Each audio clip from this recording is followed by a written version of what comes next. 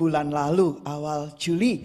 Nah, pagi hari ini saya akan menyampaikan serving in the church, melayani gereja lokal dan membawa pengaruh ke dalamnya. Haleluya. Siapa yang mau melayani gereja lokal dan membawa pengaruh ke dalamnya? Nah, ayat ini atau tema ini diambil dari Galatia 6 ayat yang ke-10. Kita baca sama-sama ya, Galatia 6 ayat yang ke-10. Kita baca sama-sama, 1, 2, 3. Karena itu selama masih ada kesempatan bagi kita, marilah kita berbuat baik kepada semua orang, tetapi terutama kepada kawan-kawan kita seiman. Ada pujian, hidup ini adalah kesempatan, hidup ini untuk melayani Tuhan. Betul? Nah, yuk kita sama-sama lebih sungguh-sungguh melayani Tuhan. Yang setuju katakan amin, ya. Narik nafas dulu. Nah, manusia itu adalah makhluk sosial, artinya tidak bisa hidup sendiri. Bahkan orang yang paling stres di dunia, orang yang hidup sendiri, menyendiri, nggak punya teman. Karena Allah menciptakan Anda dan saya itu menjadi makhluk sosial yang nggak bisa hidup sendiri. Nanti Anda jawab, ya Bu, minimal saya punya suami Bu, sehingga saya nggak hidup sendiri. Tapi kalau Anda cuma hidup berdua, suami istri, nanti duel berdua, tengkaran berdua, damai lagi, tengkaran lagi. Anda pun akhir endingnya Anda akan kesepian, endingnya Anda akan mengalami stres. Nah, berkomunitas merupakan suatu kebutuhan kita semuanya dan menjadi sebuah gaya hidup. Biarlah kebutuhan komunitas, berkomunitas itu menjadi gaya hidup Anda dan saya. Nah, saya percaya setelah orang itu menerima Yesus sebagai Tuhan dan Juru Selamat, ia harus menemukan sebuah komunitas Kristen, yang saya maksud komunitas anak-anak Tuhan. Dia harus menemukan sebuah komunitas bagi dirinya, tempat di mana ia dapat memiliki persekutuan, perlindungan, dan pertumbuhan rohani. Itu sebabnya kami menghimbau. Anda yang belum bergabung dengan Komsel, Anda yang belum punya komunitas, yuk gabung yuk dengan komunitas yang ada. Kalau Anda bilang, Bu, Tante, saya nggak tahu saya harus bergabung di mana, hubungi kami, hubungi saya, hubungi email gereja, hubungi nomor saya. Kalau saya ditanya, ini saya bicara dengan siapa ya? Adminnya Rock Sydney. Karena kami nggak punya home line di kantor ini karena nggak tahu tuh ada problem di mana. Dan akhirnya ya saya rela untuk memakai handphone saya dipakai untuk siapa saja yang perlu menghubungi sekretariat. So, Anda boleh menghubungi saya, Anda boleh menghubungi sekretariat, emailnya, dan saya akan mengarahkan Anda bisa digembalakan di KM mana. Tapi KM sekarang sudah lebih lagi menjangkau, lihat. Kalau datang onsite mungkin agak susah, jadi onsite-nya itu dipakai waktu fellowship. Tapi setiap minggu mereka bisa melakukan komsel melalui online, ya. Aduh, online itu seneng loh saudara.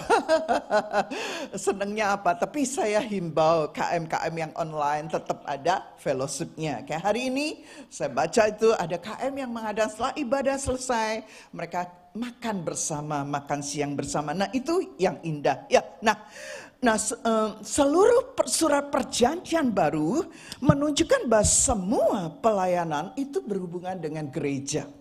Jadi kalau semalam saya mendengar sebuah artikel singkat dari seorang hamba Tuhan, sebetulnya gereja itulah Anda dan saya. Betul, Anda dan saya adalah bait Allah, tubuh Allah, bait Allah, dan bisa dikatakan Anda dan saya adalah gereja dalam kategori personal. Tetapi yang dimaksud oleh surat perjanjian baru oleh Yesus dan para murid-muridnya adalah gereja secara komunitas. Kumpulan dari gereja-gereja Anda secara pribadi dan gereja yang berkumpul bersatu menjadi sebuah komunitas. Nah, komunitas itu bisa komsel, tapi juga komunitas yang lebih besar yang ada di gereja hari ini Anda dan saya. Nah, ada sebuah kata yang kita sering dengung-dengungkan, yaitu kata melayani, karena temanya tadi melayani gereja lokal dan membawa pengaruh di dalamnya. Nah, kata melayani di dalam bahasa aslinya, yaitu bahasa Yunani, adalah diakonia. Diakonia yang juga berarti melayani sebagai pelayan, sebagai diakon di dalam gereja.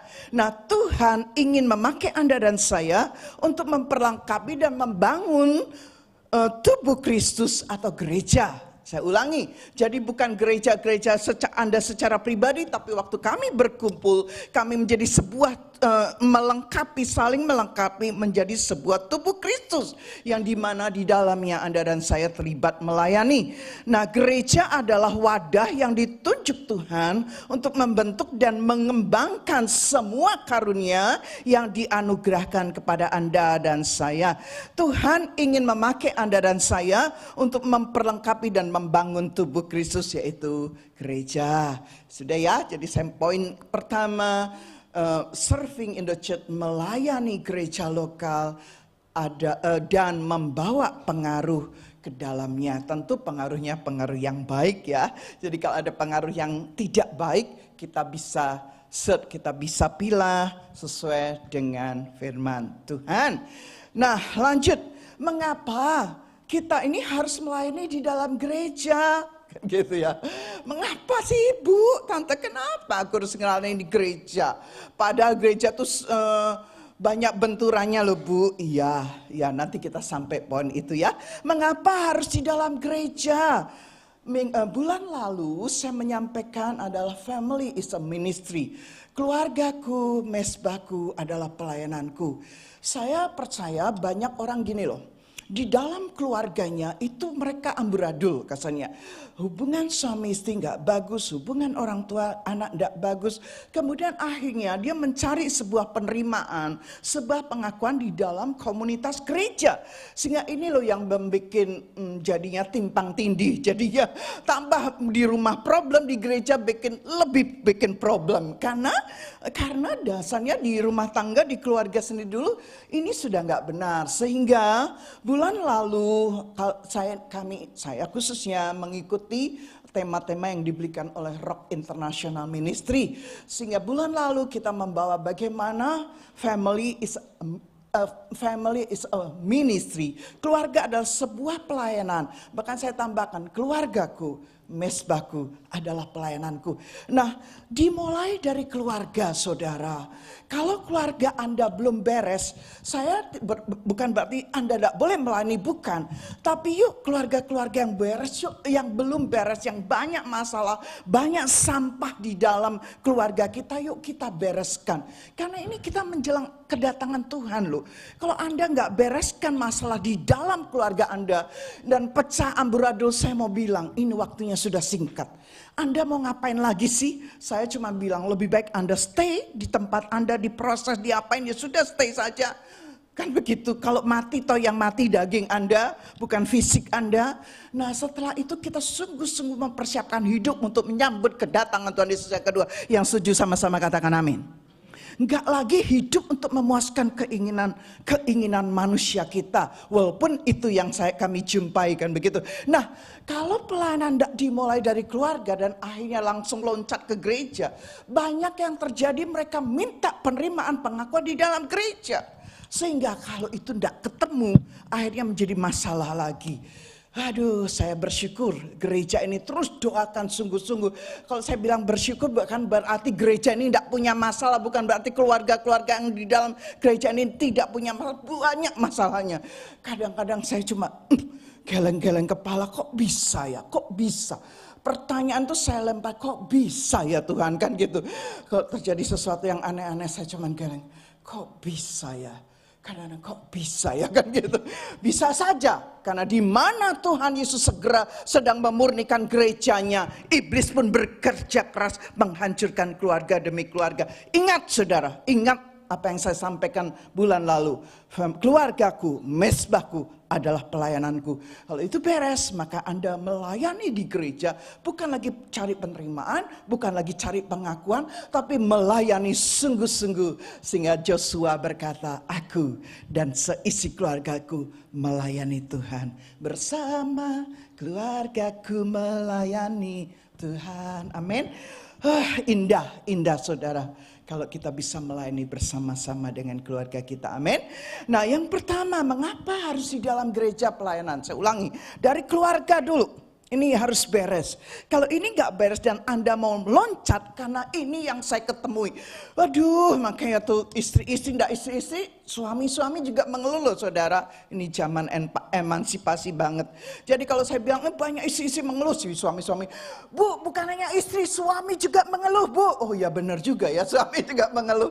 Aduh, bagaimana dia lihat suami atau istrinya di gereja begitu seperti malaikat kan gitu. Oh, jangan sampai saya seperti itu kan gitu.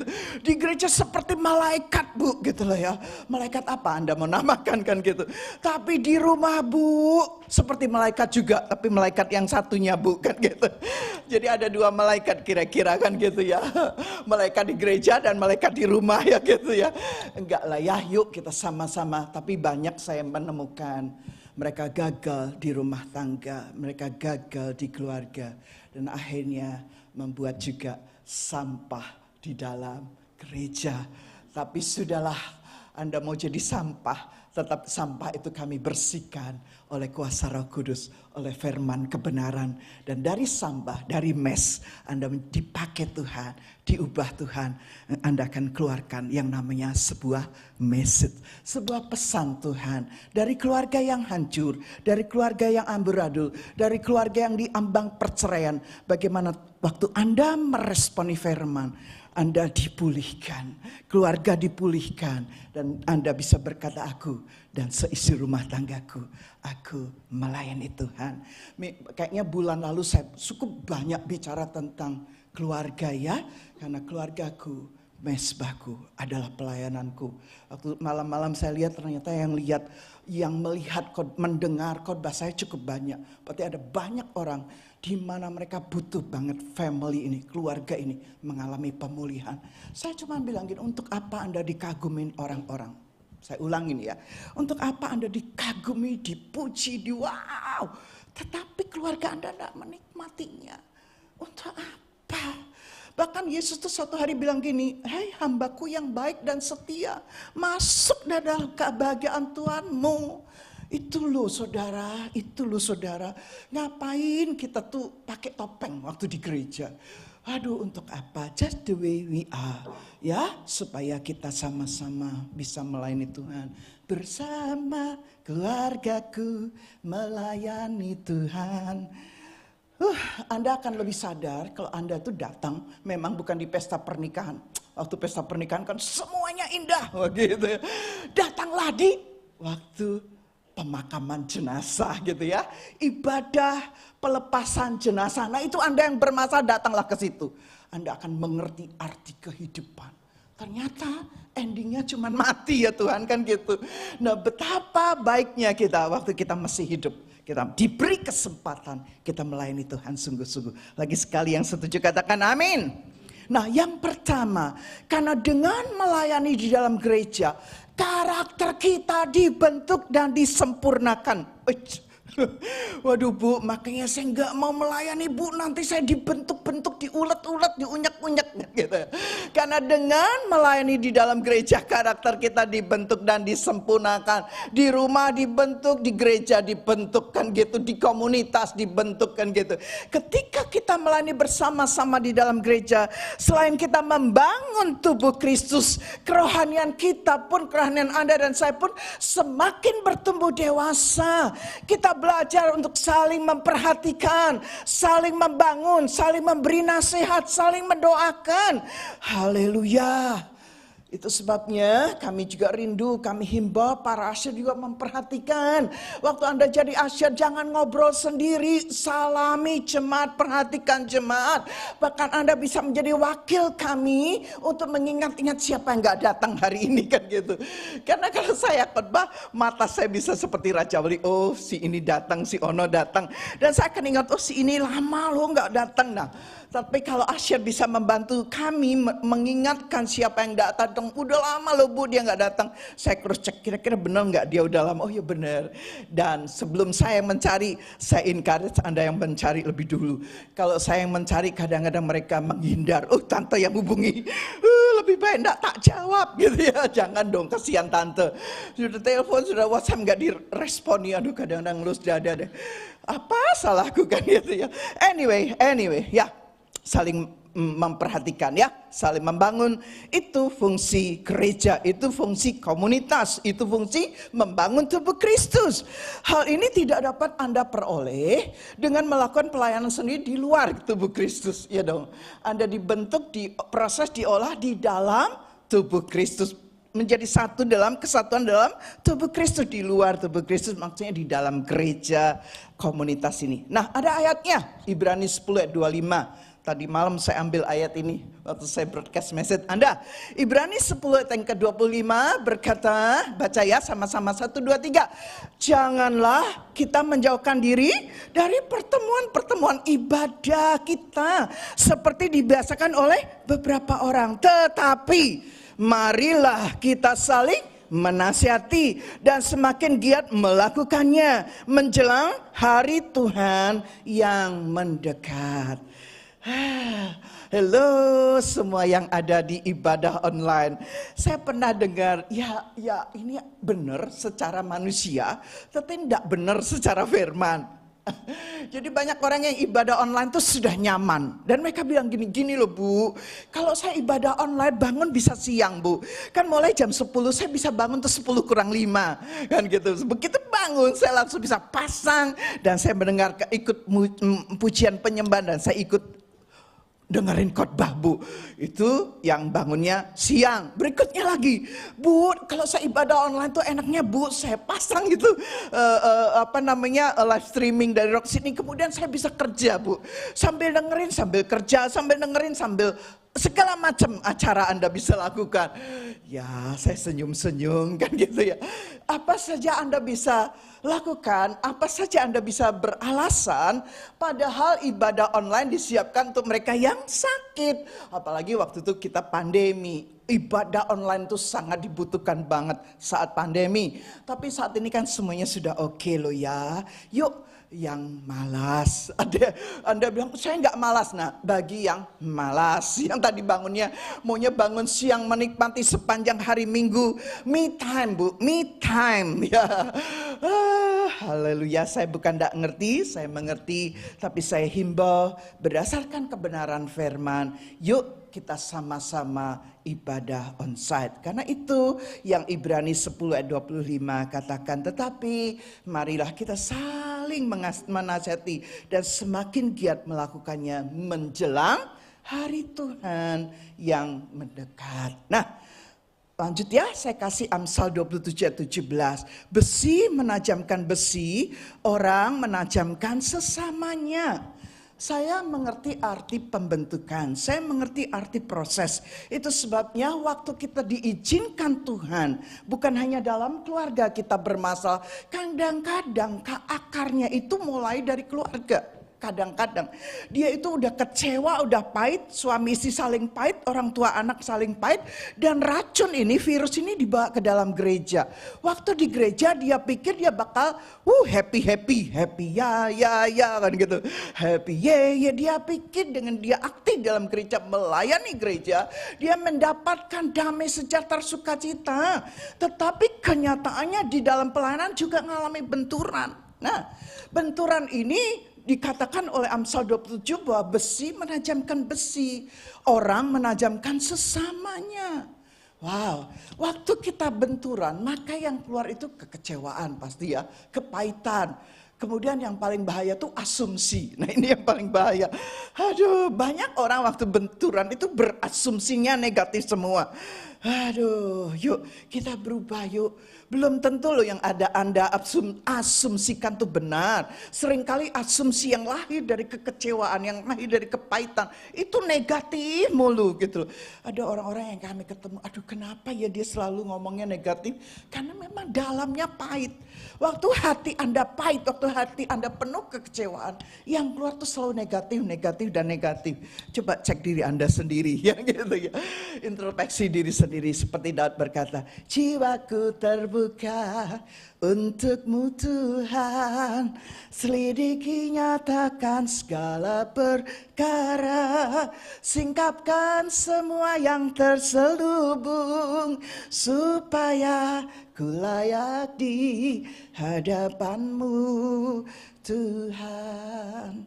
Saya bukan hanya menyampaikan firman, saya bukan hanya naikkan pujian ini, tapi setiap kali saya mengalami benturan, malam saya mencari Tuhan sungguh-sungguh. Dan saya berdialog dengan Roh Kudus. Setiap kali Roh Kudus berkata-kata, ada waktunya Roh Kudus menegur saya, Anda kamu yang bersalah.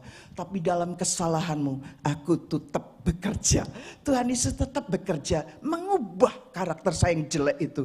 Tapi ada kalanya Tuhan menguatkan saya. Enggak apa-apa anakku, tetap berjalan. Air mata berlinang ditampung di kirbatnya Tuhan. Menjadi keindahan. Nah, ya. Jadi dengan ayat-ayat yang saya berikan, yuk kita sama-sama melayani di dalam gereja. Amin. Ambil pelayanan. Tadi pagi saya berkata kepada seseorang, yuk ikut melayani Asyir ya. Supaya Asyir bertambah kuat. Tadi pagi kami berterima kasih. Ide dari para pendoa yang setia setiap minggu saudara. Kami itu setiap minggu 2:30 kami undang jemaat untuk berdoa. Ya ampun, datang sekali 2 kali dan nggak pernah datang, tapi mereka setia. Setiap minggu kami menara doa. Kadang saya kalau diajak keluar makan, saya udah hitung waktunya nggak cukup, 2:30 saya akan miss itu menara doa. Kalau saya ikut makan Anda, saya akan miss menara doa. Tapi walaupun saya tidak ikut, mereka pun tetap berjalan. Tapi alangkah indahnya kalau saya ikutkan begitu. Nah, dengan ayat-ayat saya berikan, yuk biarlah kita semakin sungguh-sungguh melayani Tuhan. Yang belum melayani, yuk mulai mikir melayani apa. Amin. Haleluya. Kedua, di dalam gereja rohani tiap-tiap orang, di dalam gereja karunia rohani tiap-tiap orang dipertanggungjawabkan lewat firman Allah dan dipantau oleh pemimpin rohani. Itu kami sendiri kalau di gereja lokal ini. Nah ayatnya Ibrani 13 ayat 17. Ya, di dalam gereja karunia rohani tiap-tiap orang dipertanggungjawabkan lewat firman Allah dan dipantau. Ibrani 13 ayat 17, baca yuk sama-sama 1, 2, 3. Taatilah pemimpin-pemimpinmu dan tunduklah kepada mereka, sebab mereka berjaga-jaga atas jiwamu, supaya orang-orang yang harus bertanggung jawab atasnya dengan jalan itu mereka melakukannya dengan gembira, bukan dengan keluh kesah, sebab hal itu tidak akan membawa keuntungan bagimu. Nah, udah ya, kita loncat poin yang ketiga, mengapa sih pelayanan terus di dalam gereja? Yang ketiga, kehidupan berjemaat di dalam gereja akan membantu Anda dan saya untuk tetap berada di dalam kebenaran. Ini saya setuju banget. Kehidupan berjemaat di dalam gereja akan membantu Anda dan saya tetap berada dalam kebenaran. Contohnya, Anda akan memiliki saudara-saudara seiman yang dengan penuh kasih dan perhatian selalu mengingatkan, menolong apabila Anda menyimpang dari kebenaran. Pertama, waktu Anda menyimpang dari kebenaran, firman ini yang menegur Anda. Kedua, izinkan teman-teman Anda seiman juga menasihati, menegur. Jangan kalau dinasihati terus kita baper, bawa perasaan ya. Kita dengarkan nasihatnya. Kalau itu benar, kita terima kasih. Bahkan kalau nasihatnya kurang cocok pun Anda harus berkata terima kasih kan begitu ya. Haleluya, karena dengan kerendahan hati kita mau ditegur, dengan kerendahan hati kita mau dikoreksi. Benar atau salah tetap ucapkan terima kasih kan gitu ya. Haleluya. Lanjut. Sebagai warga kerajaan Allah dalam bidang apa saja kita melayani. Nah ini kan banyak pertanyaan, saya harus melayani di mana Bu? Di mana Tante? Nah yuk, menurut Alkitab kan gitu ya. Menurut Alkitab setiap orang Kristen telah diberi minimal satu karunia, kan satu karunia rohani yang dapat digunakan untuk melayani jemaat tubuh Kristus, minimal satu. Ya, ada 9 karunia, ada 3 lagi karunia pelayanan, menasihati, mengajar, ada lagi karunia 9 ditambah 3, 12. Yuk kita baca ayat-ayatnya. 1 Petrus 4 ayat 10 sampai 11. Baca ya dengan suara keras ya, karena ini ayat firman Tuhan. Kita baca 1, 2, 3.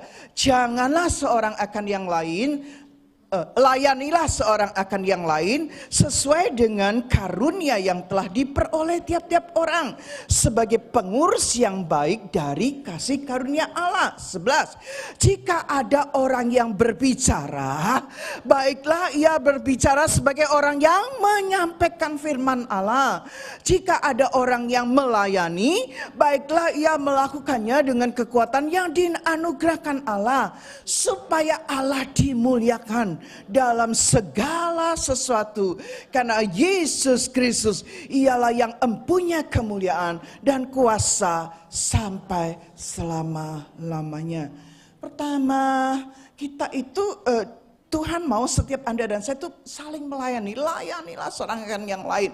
Saya suka dengan ayat yang 11. Ayat yang ke-11 dikatakan ini, jika ada orang yang berbicara, baiklah ia berbicara sebagai orang yang menyampaikan firman Allah. Narik nafas lagi saya. Karena banyak orang, bahkan pelayan Tuhan ya, yang kalau ngomong tuh ngomongnya selalu error. Ngomongnya nyolot lah, selain nyolot tapi error lah. Yesus bilang gini loh, Petrus ini menasih, kalau ada orang yang bicara, biarlah dia tuh menyampaikan firman. Waduh, kalau semua jemaat Rock Sydney ini yang kita harapkan ya. Waktu Anda ngobrol sama teman Anda ya, dulu kan ada kue, ada kopi. Sekarang cuma kopi, susu, teh dan air. Ada hal-hal hari-hari tertentu saja nanti kita siapkan kue, kan gitu. Supaya Anda rajin tiap minggu datang, jadi tidak usah dikasih tahu kapan gereja menyiapkan kue atau kapan tidaknya. Yang pasti 31 Agustus gereja menyiapkan makan malam bagi Anda. Kemudian saya ditanya oleh jemaat baru, Bu, kalau gereja nyiapin makanan, saya harus bayar berapa? Kasih persembahan, kan gitu ya. Kasih saja persembahan. Suatu hari lagi ada orang yang bilang, Bu, saya ini suka minta tolong ibu, tapi saya nggak pernah memberi apa-apa untuk ibu. Nggak usah beri saya, berikan ke gereja. Nah, saya akan mengarahkan Anda semua memberikan persembahan kepada gereja, mengembalikan perpuluhan kepada gereja lokal, supaya dana ini dikelola untuk beli gedung one day, ya, suatu hari. Apa saja kebutuhan gereja ini? Kalau kita ditanya sponsor, kita donatur banyak pelayanan. City to City Indonesia, Rock Rim, ya, Rock International Ministry, tambah lagi Church of God itu yang pasti tiap bulan. Belum lagi kita membantu pelayanan di Melbourne, ya. Nah, nanti ya next berikutnya itu baru yang rutin tiap bulan. Bahkan nanti ada taburan-taburan yang kita juga bisa lakukan. Nah, anyway, jadi kalau ada yang berbicara, yuk jangan yang nyolot-nyolot. Kenapa? Coba senggol kanan kirinya. Kamu kalau ngomong nyolot ya gitu ya. Haleluya. Ada lagi yang memperhatikan tapi bukan memperhatikan, kepo. Perhatikan antara kepo dengan care. Ini Betty memang beda tipis. Mana caring, mana kepo. Tapi saya nggak bisa dibohongin. Di mana Anda kepo, di mana Anda care, kan gitu ya. Anda kok mau bohongin saya gitu. Roh Allah yang di dalam saya yang tidak bisa dibohongi. Jadi kalau Anda mau kasarnya mau cari penerimaan, pengakuan dari saya, kira-kira itu bagi saya itu menter ya kan gitu. Karena saya tipe orang yang tidak suka mencari penerimaan dan pengakuan. Penerimaan saya hanya dari Yesus saja.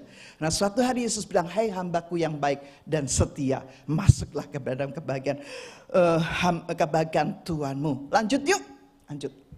Udah ya? Jelas ya, kalau ada yang ngomong jangan nyolot. Kalau ada yang ngomong berbicaralah, sampaikan firman. Simpel aja tadi Asia bilang gini, ini firman Tuhan yang simpel. Dari dulu, sekarang, dan sampai selamanya Tuhan Yesus tetap sama. Amin. Tuhan Yesus yang tetap sama, tidak berubah. Anda yang harus berubah ke arah Kristus, kan gitu. Jangan nanti bilang gini, oh tuh Tuhan Yesus aja enggak berubah, Bu. Saya juga boleh dong enggak berubah. Enggak, Anda dan saya harus berubah ke arah Kristus. Amin, haleluya. Lanjut yuk, Efesus 4, 11 sampai 16. Ini lumayan banyak. 11 sampai 16 kita baca ya. 1, 2, 3. Dan ialah yang memberikan baik rasul-rasul maupun nabi-nabi, baik pemberita-pemberita Injil maupun gembala-gembala dan pengajar-pengajar. Jadi ada 5 jawatan. Pertama rasul, kedua adalah penginjil, ketiga adalah kedua adalah ini yang suka nunjuk ini apa? Nabi. Ketiga adalah penginjil. Paling tinggi dia, paling keren kan gitu. Keempat adalah gembala, kelima adalah guru, pengajar. Nah, 5 jawatan. Nah, untuk memperlengkapi orang-orang kudus bagi pekerjaan pelayanan, bagi pembangunan tubuh Kristus. Sampai kita semua telah mencapai kesatuan iman dan pengetahuan yang benar tentang anak Allah, kedewasaan penuh dan tingkat pertumbuhan yang sesuai dengan kepenuhan Kristus. 14. Sehingga kita bukan lagi anak-anak yang diombang-ambingkan oleh rupa-rupa angin pengajaran, oleh permainan palsu manusia dalam kelicikan mereka yang menyesatkan. 15. Tetapi dengan teguh berpegang kepada kebenaran, di dalam kasih kita bertumbuh, di dalam kasih kita bertumbuh di dalam segala hal ke arah Dia, Kristus yang adalah kepala. 16. Dan daripadanya lah seluruh tubuh yang rapi tersusun dan diikat menjadi satu oleh pelayanan semua bagiannya, dan semua dengan kadar pekerjaan tiap-tiap anggota menerima pertumbuhannya dan membangun dirinya dalam kasih. Oke, jadi langkah penting dalam menetapkan Anda mau melayani di mana, dalam menetapkan seseorang melayani dalam gereja adalah dengan mencari tahu apa karunia rohani yang Tuhan berikan dalam hidup Anda. Tetapi namun kita jangan gini, oh saya nggak tahu saya karunianya apa Bu, makanya saya tunggu ada tes karunia. Berapa tahun yang lalu, sudah lama, kami tuh mengadakan, zaman itu tuh lagi tren-trennya gitu ya di Indonesia itu tanda tangan dinilai, kita ngisi kuesioner dinilai gitu ya. Terus nanti ditetapkan, oh kamu tuh rasul. Jadi dia cuma jemaat biasa ya, dia tiba-tiba mau jadi rasul kan gitu. Bingung kan Anda, tambah bingung Anda kalau dites-tes itu. Namun kita tidak perlu menunda terlibat dalam gereja hanya karena belum mengetahui jenis karunia rohani yang Anda miliki. Gak usah nunggu tes karunia dulu, tes bakat, tes karunia. Emangnya kita lagi ngapain gitu ya. Sebaliknya seringkali kita menemukan karunia rohani ketika kita sedang melayani. Betul saudara. Saya itu tadinya juga nggak tahu, bahkan bukan nggak tahu, saya nggak mau jadi ibu gembala. Kan gitu. Lebih tepatnya gini, saya nggak mau jadi hamba Tuhan full time. Idola saya adalah Rasul Paulus, membangun tenda, melayani, membangun tenda, melayani kan gitu. Wah, kayaknya itu ideal banget bagi saya. Sampai suatu waktu di mana Tuhan memanggil dan siap atau tidak siap, mau atau tidak mau, saya harus melepaskan semuanya dan hanya taat kepada panggilan Tuhan, ya. Sehingga saya menjadi ibu gembala Anda. Nah, saya nggak tahu kalau akhirnya dari perjalanan karir saya, ternyata saya sekarang dipercayakan melayani jemaat Tuhan. Terus saya bilang dulu saya 13 tahun dalam karir. Wow, saya punya anak buah ya, banyak, semakin lama semakin banyak anak buahnya kan gitu. Semakin di atas semakin anak buahnya banyak. Tapi bagaimana saya mendelegasikan, mengajari mereka, memperhatikan mereka, mengasihi mereka. Sampai akhirnya karena saya setia dalam perkara kecil, Tuhan mempercayakan jemaat. Wow, tetapi waktu saya menyerahkan diri, taat kepada panggilan Tuhan, melayani jemaat, yang keluar tuh air mata saudara kan gitu. Air mata banjir ya gitu ya. Apalagi nanti ada yang nanya, Bu, ibu tuh migran vertigo karena kami ya, salah satunya. Kan gitu. Ya Anda tanya ya saya jawabnya enggak boleh, enggak saya vertigo, itu ada masalah lain ya. Tetapi kalau saya ditanya apa beban ibu yang terberat, nah itu nanti konseling pribadi dengan saya kan gitu. Yang kedua, lanjut berbagi tadi ya. Jadi jangan nunggu Anda tuh punya karunia apa. Pada waktu Anda melayani, ternyata panggilanku itu ibu gembala loh kan gitu, gembala KM kan gitu. Lo kan dimulai dari gembala KM dulu saudara.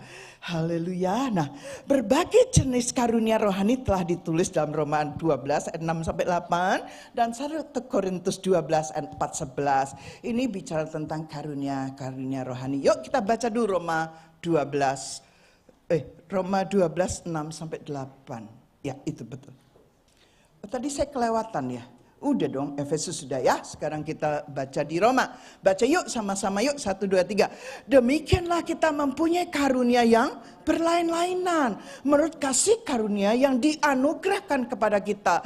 Jika karunia itu adalah untuk bernubuat, Baiklah kita melakukannya sesuai dengan iman kita. 7. Jika karunia itu untuk melayani, baiklah kita melayani. Jika karunia itu untuk mengajar, baiklah kita mengajar. 8. Jika karunia untuk menasihati, baiklah kita menasihati. Siapa yang membagi-bagikan sesuatu, hendaklah ia melakukannya dengan hati yang ikhlas. Siapa yang memberi pimpinan, hendaklah ia melakukannya dengan rajin. Siapa yang menunjukkan kemurahan, hendaklah ia melakukannya dengan sukacita. Saya beberapa ya, ada karunia bernubuat. Sehingga di pendoa saya selalu encourage, ada orang yang diberi karunia, ayo terus belajar. Dari kita belajar dari kesalahan akhirnya kita boleh mengalami lebih peka lagi dengan Tuhan dan bisa menyampaikan pesan Tuhan lebih akurat. Ada lagi yang memang karunianya itu melayani. Nah, saya percaya kalau di dalam firman Tuhan tuh yang punya karunia melayani banget tuh yang namanya Marta ya. Kalau ada yang namanya Marta ya, coba mungkin karunia Anda melayani. Marta tuh sibuk melayani tapi akhirnya dia capek juga karena dia melayani dengan kekuatan. Tapi kalau dia melayani dengan kekuatan Tuhan, ada sukacita, ada damai sejahtera. Amin. Saya berterima kasih kepada ibu-ibu yang kadang-kadang mereka enggak disebut namanya, mungkin Anda enggak tahu, tapi setiap kali gereja punya acara, saya tinggal menghubungi ibu itu dan ibu itu akan berkata, saya siap membantu ibu gembala kan gitu ya. Jadi setiap kali gereja ini butuh kebutuhan dalam hal konsumsi makanan, maka saya punya orang-orang yang siap membantu saya. Waktu saya butuh doa, butuh banget didoakan, saya punya orang-orang yang support kami dalam doa. Well, bukankah itu sebuah pelayanan yang saling melengkapi? Saya mengajar Anda, saya berkhotbah, saya menyiapkan firman, dan sebaliknya Anda mendoakan saya, Anda melayani saya. Wow, indah ya. Tapi bukan berarti saya tidak melayani, saya melayani. Kadang-kadang ada masa di mana saya juga harus rest ya, supaya nggak overload semuanya nantinya. Saya pun harus menjaga kesehatan saya. Nah, lanjut ya. Jadi ada karunia melayani, ada karunia mengajar. Saya lihat beberapa orang punya karunia mengajar ya. Ada lagi yang menasihati. Jadi kalau saya ditanya suatu hari, tante punya nggak konselor dan Kristen? Saya mikir dulu. Karena kalau ada jemaat ini yang punya karunia menasihati, tapi jangan ngawur nasihatinya ya.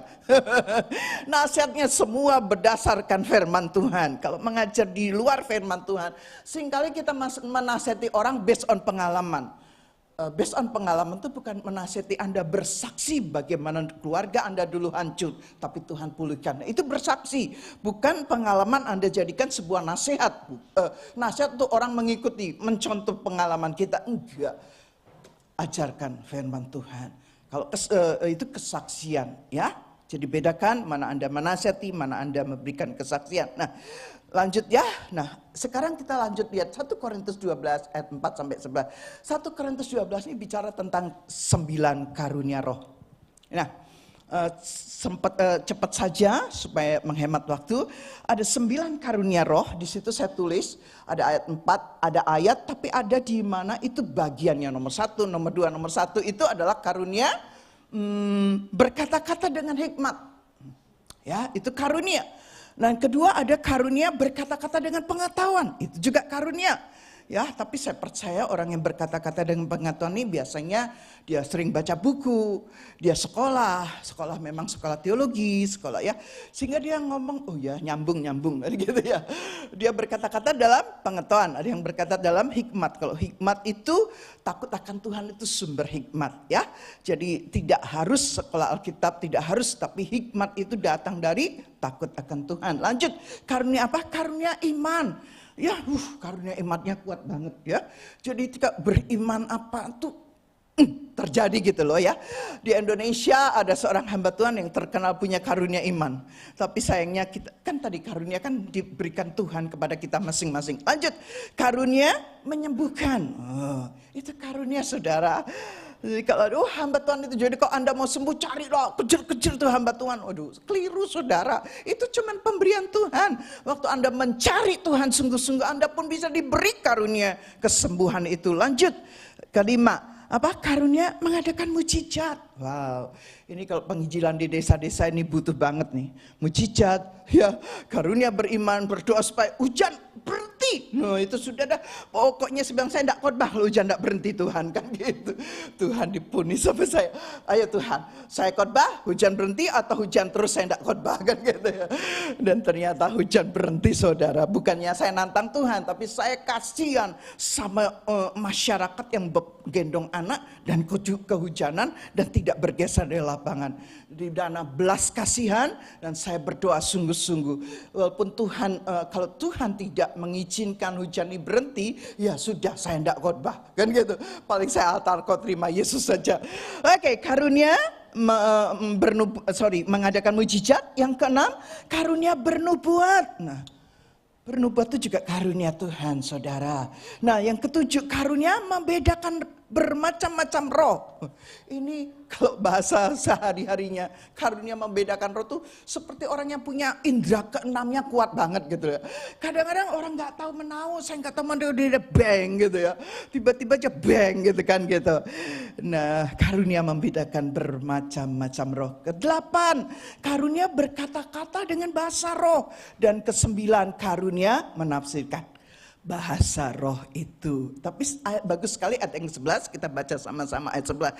Tetapi semuanya ini dikerjakan oleh roh yang satu dan yang sama, yang memberikan karunia kepada tiap-tiap orang secara khusus seperti yang dikehendaki Tuhan. Nah ini loh. Ini 9 karunia roh. Tadi ada 5 jawatan, ada 9 karunia roh. Ditambah 3 karunia, ada karunia mengajar, melayani, menasihati, ya, memberi pimpinan, memberi kemurahan. Bahkan ada 5 lagi karunia. Ditambah, nah ini karunia roh, saudara. Nah, saya berkata begini, betapa pentingnya Anda dan saya dipenuhi Roh Kudus. Ini saya bicara serius, saudara, karena di akhir-akhir zaman, kalau kita nggak punya kekuatan Roh Kudus, kita akan hancur, saudara. Dunia stres, kita stres. Dunia kacau, kita ikut kacau. Karena kita nggak punya kuasa. Tapi Yesus bilang gini, waktu Yesus naik ke surga, Yesus pesan kepada murid-muridnya, kamu tunggu di lotang Yerusalem. Aku pergi tapi aku tidak meninggalkan kamu yatim piatu. Yesus bilang kamu akan menerima kuasa. Jadi Yesus pergi ke surga meninggalkan murid-muridnya. Tapi Yesus bilang aku tidak meninggalkan kamu. Aku akan mengirim Roh Kudusku. Aku akan mengirim Roh Kudus untuk menghibur kamu. Menguatkan kamu. Menolong kamu supaya kamu tetap kuat dalam menghadapi penderitaan. Kita kan seringnya nggak kuat ya kalau ngadepin penderitaan. Penderitaan itu bisa proses lewat suami, lewat istri, lewat anak. Aduh, kayaknya ibu-ibu kalau sudah ngalami penderitaan melalui anaknya, lebih baik aku mati bu, yuk sama-sama mati yuk gitu ya. Aduh, lalu saya lain, Tuhan saya yakin kalau saya mati saya pasti masuk surga gitu ya. Jadi saya bukan teori escape tapi saya sangat yakin pada waktu Tuhan kalau saya mati saya pasti masuk surga. Enggak kemana-mana, itu pasti. Nah tadi betapa pentingnya Anda dan saya dipenuhi Roh Kudus. Nah salah satu tanda Anda dipenuhi Roh Kudus adalah Anda berbahasa roh. Karena Kisah Rasul 1 ayat 8, kamu akan menerima kuasa kalau Roh Kudus turun ke atas kamu. Kadang-kadang saya bingung loh saudara, mungkin sebelum saya khotbah, saya loyo banget karena migrain kambuh. Mungkin sebelum khotbah saya karena tidak tidur, migrain, vertigo. Tetapi anehnya waktu saya berkhotbah, kenapa seperti orang nggak sakit sama sekali ya kan gitu. Ada lagi di si dokter-dokter, kadang guru dokter yang baik yang suka berguru. Ibu, saya lihat dari wajah ibu tuh nggak sakit. Emang bener dok, saya nggak sakit kan gitu. Karena hati saya nggak sakit dok ya. Hati dan jiwa saya nggak sakit dok. Tetapi tubuh saya yang sakit dok. Nah ditanya apa pekerjaan ibu? Pendeta dok, wah itu dia katanya, itu kuncinya. Masa pendeta itu harus identik dengan stres dok kan gitu ya. Nah tadi saya bilang, saya bicara gini, saya mau ingkar gini. Betapa pentingnya Anda dipenuhi Roh Kudus. Dan salah satu tanda Anda dipenuhi Roh Kudus adalah bahasa roh. Banyak orang berkata, oh sekarang gak butuh bahasa roh itu. Siapa bilang saudara, kita tetap itu salah satu tanda. Tetapi walaupun Anda dipenuhi Roh Kudus tapi Anda tidak bahasa roh, tanda akan mengeluarkan buah roh. Karena banyak orang ini memang dia tidak berbahasa roh, tapi buah rohnya dia kelihatan banget. Sebaliknya orang dipenuhi Roh Kudus berbahasa roh, tapi tidak berbuah. Lah ini tambah ekstrim kanan, ekstrim kiri. Yang benar adalah dipenuhi Roh Kudus, berbahasa roh, dan melahirkan buah roh. Tahu ya, buah roh itu ada Galatia 5, 22, 23. Galatia pasal 5, 22, 23. Saya menghafalkannya gampang, SDP 6K. SDP-nya itu apa? Sukacita, D-nya apa? Damai sejahtera, P-nya apa? Penguasaan diri. SDP dulu ya. SDP, sukacita, damai sejahtera, penguasaan diri. Ikuti saya cara menghafal. Kemudian baru periksa buah mana yang saya belum hasilkan. 6K-nya apa? K pertama kasih, K kedua apa? Kebaikan, kemurahan, kesetiaan, kelemah lembutan, kesabaran. Nah ada 6K SDP kan gitu ya. Nah buah roh ini juga harus keluar. Ini yang Tuhan mau gereja Tuhan berbuah. Gereja Tuhan waktu dibentuk karakternya, buah ini loh yang keluar. Mungkin saat itu kita nangis waktu dibentuk. Waktu kita dibentuk rasanya sakitnya luar biasa. Tapi jangan izinkan sakit itu berlama-lama. Tapi izinkan dari air mata, dari tekanan, keluarlah buah roh. Yang setuju sama-sama katakan amin. Saya tidak berkata kepada ibu-ibu saja, karena sekarang emansipasi, bapak-bapak juga berkata benar bu, benar. Tapi dengan bapak berkata benar-benar bukan berarti Anda menuntut sepihak saja. Dua-dua berubah. Lalu suami istri ngalami keributan, dua-dua berubah. Kalau salah satu saja yang berubah nggak apa-apa. Kasih contoh salah satu dulu berubah, baru nanti yang pasangan lainnya akan lihat, oh iya ya benar istriku berubah, baru si suami ikut berubah kan gitu. Jadi nggak usah menuntut, tuntutlah diri Anda sendiri. Tadi tentang buah roh. Nah sedang saya mau bicara tentang bahasa roh, manfaat Anda gini. Satu hari saya berbahasa roh, itu kadang-kadang waktu di mimbar, waktu saya bersama tim PW, kadang-kadang sih kebawa untuk indahnya hadirat Tuhan, dan saya itu berbahasa roh kan gitu ya. Dan saya ajak Anda berbahasa roh, amin. Nah manfaat berdoa dalam bahasa roh, yang pertama manfaatnya tuh bahasa roh itu bahasa doa yang hanya diketahui oleh Allah. Ini saya tidak ngomong, ayatnya aja baca. 1 Korintus 14 ini belum masuk ya saudara, ini tambahan jadi nggak ada di PowerPoint. 1 Korintus 14 ayat 2 berkata gini, siapa yang berkata-kata dengan bahasa roh tidak berkata-kata kepada manusia tetapi kepada Allah. Jadi bahasa roh adalah bahasa doa yang tidak bisa dicuri oleh iblis. 1 Korintus 14 ayat 2 sih, nggak usah. Ini tambahan Will. Nah lanjut, ada lagi Roma 8 ayat 26. Demikian juga roh membantu kita, roh ini roh kudus, membantu Anda dan saya ketika Anda dan saya dalam kelemahan. Dalam kelemahan dan kita tidak tahu bagaimana sebenarnya harus berdoa. Tetapi roh kudus sendiri berdoa untuk kita kepada Allah dengan keluhan-keluhan yang tidak terucapkan. Wow, benar sih, benar banget. Ingat Ibu Hana waktu dia ada di dalam bait Allah. Dia nangis sejadi-jadinya Imam Eli boleh pulang ke rumahnya. Imam Eli bahkan ini aneh, ibu ini kok tidak pulang-pulang tapi nangis. Dia di dalam bait Allah, dia mencucuk, dia menangis sungguh-sungguh. Dia mungkin bilang gini, bahasa doanya dia adalah bahasa roh. Dan hanya Allah yang mendengar doanya. Dan doa itu benar-benar disampaikan dengan keluhan. Nah, selesai dia berdoa, saya percaya dia mendapatkan kekuatan baru. Ku kan terbang tinggi bagai raja. Saya percaya Ibu Hana dia waktu mencurahkan semua keinginannya punya anak. Waktu dia selesai berdoa, dia benar-benar mengalami kekuatan baru. Imannya diperbaru. Dia percaya dia pasti punya anak. Nah, pakai itu bahasa roh sebagai bahasa doa. Amin. Amin. Nah lanjut ya. Bahasa roh juga membangun diri sendiri. 1 Korintus 14 ayat 4. Siapa yang berkata-kata dengan bahasa roh, ia membangun dirinya sendiri. Yudas 1 ayat 20. Ada lagi ya. Udah nanti Anda baca saja di rumah. Tapi ini memang poin ini saya dapatkan waktu saya mempersiapkan, jadi belum masuk di PowerPoint. Oke, betapa pentingnya Anda dan saya dipenuhi Roh Kudus. Amin. Tapi lagi sekali, bahasa roh, karunia Roh Kudus, karunia berbahasa roh, itu bahasa roh atau karunia, itu hanya salah satu tanda. Tapi yang paling penting, Anda menghasilkan buah roh itu sendiri ya. Karena saya banyak sih ketemu, saya harus akui, waktu saya masih kecil, saya dipenuhi Roh Kudus di gereja papi saya. Dan dalam ibadah 10 hari itu menunggu pencurahan Roh Kudus ya. Kan zaman kita gereja-gereja Pantekosta, sampai sekarang banyak kok gereja yang masih melakukan doa 10 hari. Di situ pada waktu dipenuhi Roh Kudus pada pukul-pukul kursi kan gitu ya. Pada teriak-teriak, saya nggak mau. Saya bilang, Tuhan, kalau saya dipenuhi Roh Kudus saya mau yang tenang gitu ya. Saya nggak mau kayak om itu tante kan gitu. Tuhan nggak mau kayak tante itu, nggak mau.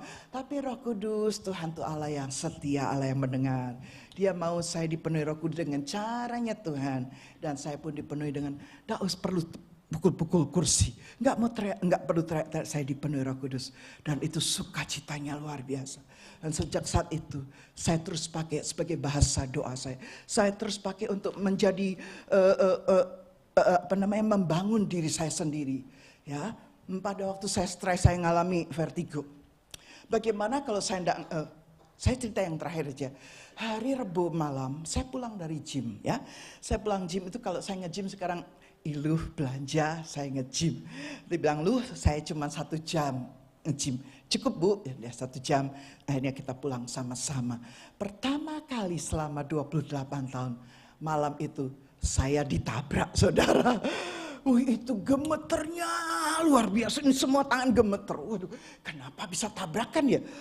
Saya juga kaget, kan tiba-tiba dueng gitu, tiba-tiba tuh dueng gitu. Saya kaget dan Ilu langsung, Bu jangan keluar, doa dulu. Saya keluar pelan, tapi waktu Ilu bilang doa dulu Bu, itu roh saya langsung berbahasa roh. Saya berbahasa roh, tapi ini gemeteran, saudara. Mau foto, itu aja gemeter tangan saya. Gimana bisa foto coba? Ini udah di tengah jalan, mana mobil nggak sabaran, tantin semuanya. Kan lebih baik saya berhenti di tempat di mana terjadi kecelakaan dan saya mulai foto. Tapi untuk ambil foto tuh, gemeteran semua. Sampai saya bahasa roh, sampai saya minta ketenangan. Karena ketenangan itu kekuatan, saudara ya. Aduh, akhirnya ya sudah selesai, dan biarlah asuransi yang menyelesaikan semuanya kan gitu ya. Sudah nggak perlu ribut, nggak perlu marah karena udah terjadi. Mau marah atau sudah terjadi ya. Tapi saya lihat, saya bukan lihat gini, saya punya, enggak apapun yang terjadi. Memang baretnya mobil saya nggak seberapa sih, penyoknya baretnya nggak seberapa. Tapi bukan itu, tapi yang saya maksudkan bagaimana saya mengalami ketenangan di tengah, walaupun ini gemeteran nih secara fisik, tapi roh saya nggak marah, saya cuma bilang, apa yang terjadi? Kok tiba-tiba kamu hit mobil saya? Ya, tapi enggak dengan marah-marah. Ya, orang lain yang nunggu kita yang marah-marah, saudara. Nah, yuk, udah ya, lihat bagaimana fungsi Roh Kudus. Dia memberikan ketenangan, dia memberikan kekuatan. Saya ngalami banget, saudara. Bahkan kadang-kadang ada hal-hal yang ditutupi, yang kasarnya gini, saya nggak boleh tahu. Kadang-kadang saya bisa tahu loh, saudara. Dari mana? Dari Roh Kudus. Kadang-kadang waktu dia menyingkapkan banyak hal, saya cuma geleng-geleng. Saya terima kasih, dipercaya Tuhan, diberikan karunia untuk membedakan roh. Ini penting untuk Ibu Gembala, saudara. Saya percaya ini juga penting untuk Anda ya. Oke, lanjut yuk. Nah, bagaimana kita melayani dalam gereja lokal dan membawa pengaruh ke dalamnya. Ini ya, ini terakhir ya. Yang pertama, melayani dengan sikap kerendahan hati. Coba ulangi sama-sama 1, 2, 3. Melayani dengan sikap kerendahan hati. Jangan melayani dengan bosi, saudara. Tuhan Yesus tidak cari bos, Tuhan Yesus cari hamba. Ya. Bahkan Tuhan Yesus bilang suatu hari nanti dia cari hamba yang baik dan setia, yang boleh masuk dalam kebahagiaan Tuhannya. Ya, ayatnya baca sama-sama ya, Kisah Rasul 20 ayat 19. Dengan segala rendah hati aku melayani Tuhan, dan dalam pelayanan itu aku banyak mencucurkan air mata dan banyak mengalami pencobaan dari pihak orang Yahudi yang mau membunuh aku. Lihat Rasul Paulus yang dulunya Saulus, ketemu Tuhan dia berubah radikal. Tapi pelayanannya lihat, dia katakan mencucurkan air mata, bahkan dia seringkali mau dibunuh saudara. Wow. Tapi dia melayani dengan rendah hati. Senggol kanan kirinya, jangan senggol, dilus-lus saja ya. Melayani dengan rendah hati, amin. Ya, ngapain sih sombong? Tidak ada yang perlu disombongkan saudara, tidak ada. Mau nyombongin apa gitu loh ya. Jadi dengan rendah hati. Yang kedua, memiliki kesaksian hidup yang teruji dan baik. Nomor 2, memiliki kesaksian hidup yang teruji dan baik. Ya, ini ada ayatnya. Sungguh pun demikian. Kisah Rasul 20, 21, 20, 21 dan 26. Sungguh pun demikian, aku tidak pernah melalaikan apa yang berguna bagi kamu. Semua kuberikan dan kuajarkan kepadamu, baik di muka umum maupun di dalam perkumpulan-perkumpulan di rumah kamu. 21. Aku senantiasa bersaksi kepada orang-orang Yahudi dan orang-orang Yunani supaya mereka bertobat kepada Allah dan percaya kepada Tuhan kita Yesus Kristus. Ayat 26. Sebab itu pada hari ini aku bersaksi kepadamu bahwa aku bersih, tidak bersalah terhadap siapapun yang akan binasa. Memiliki kesaksian hidup yang teruji dan baik. Kesaksian hidup yang teruji waktu kita mengalami masalah. Betul? Bahkan, saya mau ngomong jujur ya, kadang-kadang khotbah saya itu bisa memberkati waktu khotbah itu lahir dari padang gurun loh saudara. Sometimes saya nangis, Tuhan masa saya harus masuk padang gurun dulu supaya saya bisa memberkati gereja Tuhan di Rock Sydney. Kan gitu ya. Protesnya ke Tuhan saja. Tuhan masa saya harus dikirim ke padang gurun dulu untuk khotbah saya memberkati. Saya gak maulah Tuhan. Tapi seringkali di padang gurun itulah Tuhan membentuk karakter saya. Di padang gurun itulah saya bertemu dengan pribadinya. Di padang gurun itulah saya mendapatkan kekuatan baru. Bahkan di padang gurun itulah Tuhan menunjukkan jalannya. Amin. Itu padang gurun, itu proses saudara. Kira-kira ada yang mengeluh masalah? Belajar sama Tuhan Yesus Roh Kudus ya. Dan saya hanya memberikan kesaksian bagaimana dalam hidup itu tidak ada yang namanya tidak ada masalah saudara. Mungkin Anda bilang gini, aduh pernikahanku bahagia, puji Tuhan. 50 tahun aku hidup dalam kebahagiaan. Wah hebat banget ya. 50 tahun pernikahannya hidup dalam bahagia banget. Waduh saya pengen tahu rahasianya itu. Ya. Haleluya. Sehingga, tapi kalau Anda mengalami proses tadi, besi menajamkan besi, orang menajamkan sesamanya. Orang Anda yang mengalami proses, lihat toh kalau Anda tetap setia dalam proses, hasilnya itu beda loh. Saya setuju dengan Ayub 23, ketika engkau menguji aku, itu Ayub loh saudara. Aku akan timbul seperti emas. Mantep banget ya. Ketika Tuhan menguji aku akan timbul seperti emas. Ayo yang sedang di padang gurun, jangan bikin keputusan yang salah lah. Keputusan yang salah itu keputusan yang menyenangkan dagingmu. Sudahlah pokoknya firman Tuhan saja yang Anda ikuti, amin. Saya mau dibawa kemana-mana, hidup tuh jangan ruwet-ruwet. Lakukan firman, udah ngerti sedikit lakukan sedikit gitu aja. Gak usah ruwet hidup itu, nanti saya diputer-puter, saya gak mau diputer-puter, saya firman saja. Oke, saya sudah pusing diputer-puter lagi tambah pusing, amin. Haleluya. Yang ketiga, bagaimana kita melayani gereja. Yang ketiga, memiliki komitmen dalam melayani.